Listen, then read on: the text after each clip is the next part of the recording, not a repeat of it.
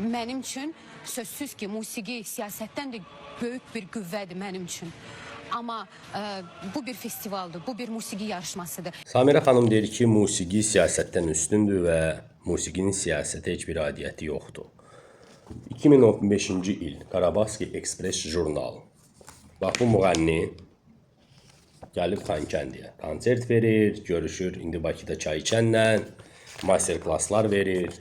Çox məşhur bir müğənnidir. Həmin müğənnidən vaxtıca Rüstəm İbrahimbev adlı film də çəkib. Sonra isə 10 ildən sonra gəlib Qarabağa konsertlər verir. Tanırsınız bunu. Sonra isə məşhur, dünyaca məşhur müğənni Şarl Aznavur, baxın. 2009-cu ildə gəlib Kəndiyə, Ağdəriyə, həmin çay içənlə videolar, şəkillər gəzir, deyir ki, mən hələ tez-tez gələcəm. Deyirsiniz, musiqi və siyasət uzaqdır bir-birindən. Monserrat Kabeliyə gəlmişdi. O vaxt işğal olan Qarabağa.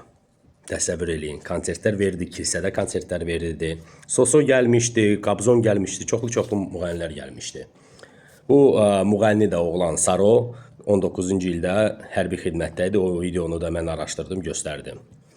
İndi mən demək istərdim ki, həm musiqi, həm siyasət, həmişə bir-birinə bağlı olurlar. Siyasət musiqinin düşünməlidir, musiqiçilər isə siyasəti.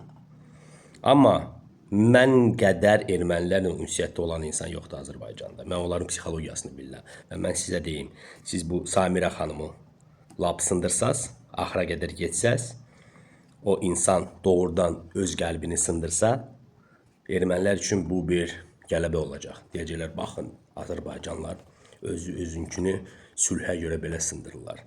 Mən istərdim ki, biz Samira xanımla bir-birimizi başa düşək, Samira xanım lazım olan sözləri desin, Samira xanım bizim xalqımızın evladıdır və istərdik ki, mehribançılıq olsun. Bilin, erməni üçün fərq yoxdur, Azərbaycanlı Azərbaycanlıdır.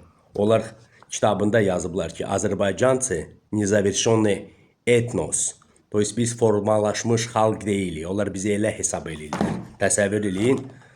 Ona görə istərdim ki, biz bu temaları Samira xanıma qarşı biraz azlaşdıraq və yola verək, bir-birimizi başa düşək və gələcəkdə belə səhvlərə yol verməyək.